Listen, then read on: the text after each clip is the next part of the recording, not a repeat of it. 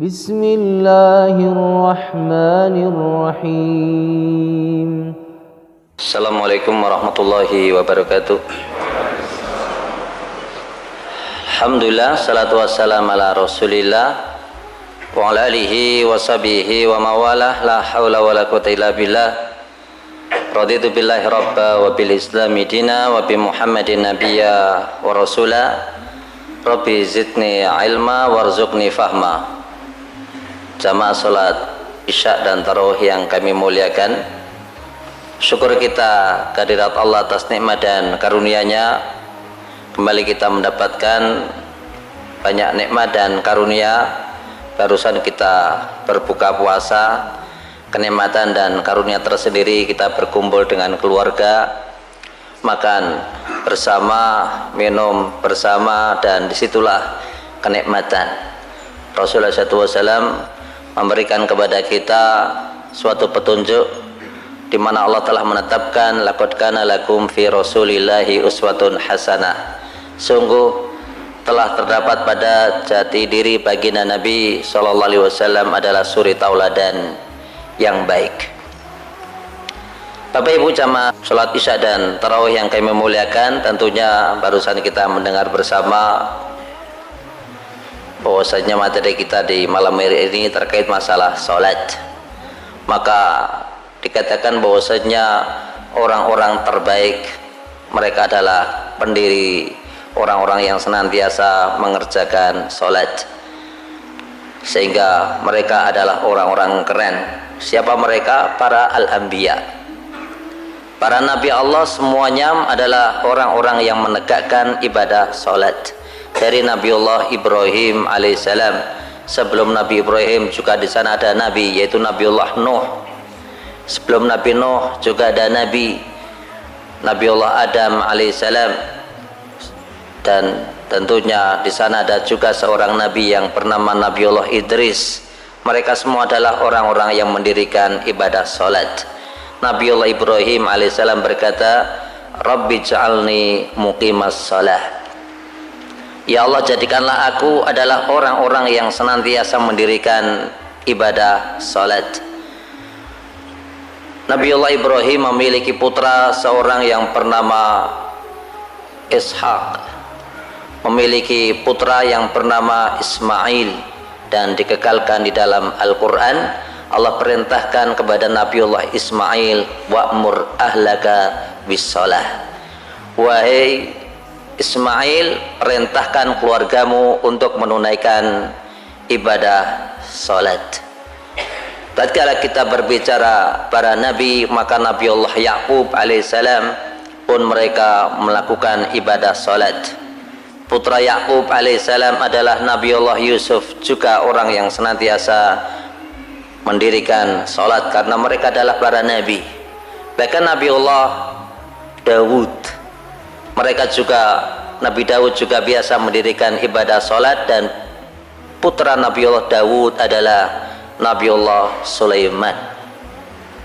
Nabi Sulaiman adalah seorang penguasa, seorang yang keren. Kenapa? Beliau adalah seorang raja. Nabi Sulaiman adalah seorang raja, sehingga tatkala Nabiullah Sulaiman alaihissalam pengen mengetahui bagaimanakah keadaan yang diceritakan oleh burung hudhud, apakah yang dilakukan oleh Nabi Allah Sulaiman, Nabi Sulaiman alaihissalam membuat surat, dan surat ini dikirim oleh Nabi Sulaiman melalui burung hudhud, ditujukan kepada Ratu Balqis. Tatkala surat itu nyampe ke Ratu Balqis, maka Ratu Balqis berkata, ulqiya ilayya kitabun karim. Sungguh aku barusan dikirimi suatu surat, dan surat tersebut adalah surat yang indah, surat yang mulia. Kenapa? Karena pengirimnya adalah seekor burung, dan isi surat tersebut adalah bukan surat kaleng, tapi berbunyi innahu min Sulaiman wa innahu bismillahirrahmanirrahim. Subhanallah, dengan surat itulah Maka Ratu Bilqis ingin mengetahui bagaimanakah sesungguhnya kerajaan Nabi Sulaiman, apa yang dilakukan oleh Ratu Bilqis. Maka Ratu Bilqis mengutus seorang utusan, dan dikatakan utusan tersebut beberapa orang dipimpin oleh seorang yang bernama Mundir atau Amr ibn Mundir, ataukah sebagian mengatakan Mundir ibn Amr. Dikatakan bahwasanya Ratu Bilqis memerintahkan kepada Mundir ibn Amr ini untuk membawa emas yang besarnya adalah sebesar batu bata, sebesar batu bata. Dan Ratu Bilqis berkata, jika engkau berjumpa dengan Sulaiman, dia adalah seorang yang sombong, maka kita adalah orang-orang yang lebih sombong. Jika engkau jumpai Nabi Sulaiman adalah orangnya bengis, maka kita adalah orang-orang yang top bengisnya. Tapi sekiranya engkau berjumpa dengan Nabi Sulaiman dan Nabi Sulaiman adalah memiliki akhlak yang mulia, memiliki perilaku yang baik, bahkan bersenyum, maka tunduklah engkau. Berita kedatangan Mundir ibn Amr ini tersampaikan kepada Raja Sulaiman, dan tentunya yang membawa berita adalah burung hudhud. Wahai Nabi Sulaiman, Ratu Bilqis mengirim utusan dan mereka dibawa kepemimpinan Mundir ibn Amr seraya membawa emas yang besarnya adalah sebesar batu bata. Maka Nabi Sulaiman buru-buru mengumpulkan pasukannya. Siapkan, menurut kalian, apakah makhluk yang terbesar yang pernah kalian lihat dan dia bagus? Maka jin berkata, makhluk yang paling besar yang pernah kami lihat adalah ikan. Dia memiliki warna yang indah.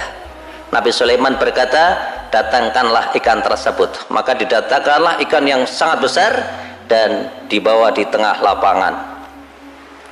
Kemudian Nabi Sulaiman berkata, siapkan kursi sebanyak 4.000, 2011 ini dan 2011 ini semuanya disiapkan, dan kursi tersebut terbuat dari emas. Nabi Sulaiman berkata, hadirkan dari kalangan manusia, hadirkan pula dari kalangan jin orang yang ganteng-ganteng.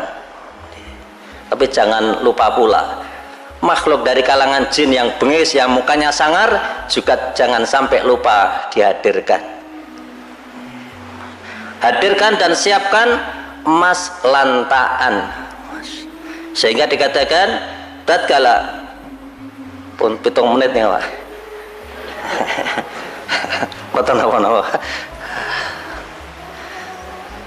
Dikatakan bahwasanya tatkala Nabi Sulaiman alaihissalam sudah memerintahkan, maka Mundir ibn Amr ini datang dengan pasukannya. Nabi Sulaiman gagah perkasa, Nabi Sulaiman haibah, duduk dengan layaknya orang yang lebih keren dibanding orang yang mengatakan bahwasanya Nabi Sulaiman bukanlah biasa. Nabi Sulaiman sangat keren.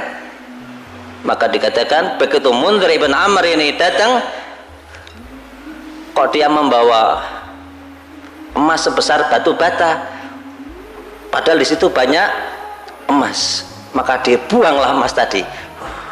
Kenapa? Khawatir dia dituduh mencuri emas. Subhanallah, dia lari, apalagi melihat jin yang mukanya sangar. Maka jin yang mukanya sangar tadi berkata, wahai Mundir ibn Amr, ambil hadiah itu, datangilah Sulaiman, datangilah Nabiullah Sulaiman. Maka dia dalam keadaan tergopoh-gopoh memegang emas yang dia bawa. Begitu sampai di depan Nabi Sulaiman, Nabi Sulaiman memiliki wajah yang periang, memberikan sambutan yang hangat. Maka disitulah Mundir ibn Amr ingat wasiat dari Ratu Bilqis. Apa yang dilakukan oleh Mundir ibn Amr? Dia berikan emas ini kepada Nabi Sulaiman. Maka Nabi Sulaiman berkata, atumidunani bimal, apakah kalian itu senang dengan harta? Dalam artian, lah kursi ini 4.000 kursi semuanya terbuat dari emas ya. Fama atani Allah khairum mimma atakum. Sungguh apa yang Allah berikan kepadaku lebih bagus daripada apa yang Allah telah berikan kepada kalian. Perhatikan bagaimana Nabi Sulaiman berkata, sungguh apa yang Allah berikan kepadaku. Masya Allah. Maka sebagian ulama yang memberikan penjelasan, yang dimaksud lebih baik dari apa yang telah datang kepada kalian adalah al-ilmu. Sebagian lagi memberikan pernyataan al-hikmah, sebagian lagi menyebutkan an-nubuwah, kenabian. Kemudian Nabi Sulaiman alaihissalam berkata, pulanglah dan berikan kabar kepada Ratu Bilqis, hendaknya sekalian semuanya berserah diri. Kalaupun tidak, niscaya aku akan kirimkan kepada kalian pasukan yang memiliki jumlah yang sangat kuat, dan tidak bakalan ada pasukan manapun yang bisa bakalan mampu mengalahkannya. Subhanallah. Mundhir bin Amr pulang dan melaporkan apa yang terjadi. Kemudian Ratu Bilqis mengatakan, kalau seperti itu yang terjadi, sungguh dia benar-benar seorang nabi. Masya Allah. Maka dikatakan Ratu Bilqis mengumpulkan pasukannya kurang lebih 13.000 orang, dan mereka semuanya hendak menemui Nabi Sulaiman alaihissalam. Apa yang dilakukan oleh Ratu Bilqis? Singgasananya dikunci, harta yang dia miliki dikunci, dan semuanya dijaga. Sesudah semuanya rapi, tidak bakalan ada yang bakalan menyerang, maka datanglah Ratu Bilqis menuju Nabiullah Sulaiman. Apa kata Nabi Sulaiman? Siapakah di antara kalian yang mampu mendatangkan singgasana Bilqis sebelum dia datang kemari? Maka berkatalah Ifrit. Ifrit berkata, ana atika bihi, aku akan mendatangkan singgasana Bilqis sebelum engkau berdiri dari tempatmu, qabla an takuma min maqamik, sebelum engkau berdiri dari tempatmu. Maka di sini artinya dua. Yang pertama adalah Nabi Sulaiman alaihissalam biasa ngantor pagi hari, dan beliau selesai ngantor adalah menjelang duhur. Maka yang dimaksud Ifrit adalah, aku bisa mendatangkan singgasana Bilqis sebelum engkau berdiri dari tempat ngantormu. Arti kedua adalah qabla an takuma min maqamik, sebelum engkau berdiri dari tempat singgasanamu. Demikian. Nabi Sulaiman berkata, kurang cepat, kurang cepat. Apa yang dikatakan oleh Asif? Asif adalah juru tulisnya Nabi Sulaiman, dan Asif berkata, ana atika bihi, aku mampu mendatangkan singgasana Bilqis qabla an yartadda, sebelum engkau berkedip basaruka, mata engkau sebelum berkedip nyampe. Nabi Sulaiman coba kamu lakukan. Subhanallah. Apa yang dia lakukan Asif? Asif wudu. Kemudian apa yang dilakukan oleh Asif? Sholat 2 rakaat. Masya Allah. Sholat 2 rakaat. Sesudah beliau sholat 2 rakaat, berdoa kepada Allah, tiba-tiba singgasana Bilqis berada di depan Nabiullah Sulaiman alaihissalam. Falamastaqarra indahu, tatkala singgasana Bilqis sudah berada di depan Nabi Sulaiman, maka Nabi Sulaiman berkata, hadza min fadli rabbi liyabluwani, ini adalah nikmat yang Allah berikan kepadaku, liyabluwani, agar Allah mengujiku. Aashkuru am akfur, apakah aku akan bersyukur ataukah akan berlaku kufur. Subhanallah. Maka yang dilakukan oleh Asif adalah sholat 2 rakaat. Maka di sini kemuliaan yang ada pada tentara Nabi Sulaiman, yaitu mereka menegakkan ibadah sholat. Salah satu yang diberitakan bahwasanya Nabi Sulaiman alaihissalam tentunya memahami agama karena dia adalah seorang nabi. Dikatakan di dalam hadis, barang siapa yang bersaksi bahwasanya tidak ada Tuhan kecuali Allah, Muhammad adalah utusan Allah, sungguh akan terjaga hartanya, akan terjaga kehormatannya. Subhanallah. Maka Ratu Bilqis memiliki singgasana, dan Nabi Sulaiman alaihissalam berharap singgasana Balqis itu terjaga sebelum dia masuk Islam. Masya Allah. Sehingga Nabi Sulaiman berkata, nakiruha, coba rubah singgasana Balqis yang tadinya warnanya kuning jadi merah, yang merah jadi warna apa, sehingga sempurnalah apa yang dirubah oleh para tentaranya Nabi Sulaiman. Begitu Ratu Balqis datang, maka Nabi Sulaiman berkata, ahakadza arsyuk, napa singgasana jenengan iki kados menika? Apakah singgasana engkau wahai Ratu Balqis seperti ini? Ratu Balqis wanita yang cerdas, dia mengatakan, ka'annahu, kados enggih, sepertinya iya, jaim, jual mahal, padahal dia tahu ini adalah singgasananya. Subhanallah. Maka Nabi Sulaiman alaihissalam memerintahkan kepada ahlu balangnya untuk membuat sarah mumarrad, hamparan marmer yang di bawahnya berlian, ikan dan sejenisnya, sehingga tatkala Ratu Balqis ngelewati, apa yang dilakukan Ratu Balqis? Ngeten Pak, nyinceng, nyinceng. Nabi Sulaiman berkata, itu bukan air, ini adalah kaca. Masya Allah. Ratu Balqis malu. Dan salah satu yang diberitakan, nggak tahu tentang kebenarannya, yang jelas waktu itu terdengar bahwasanya Nabi Sulaiman itu pengen mengetahui karena viral.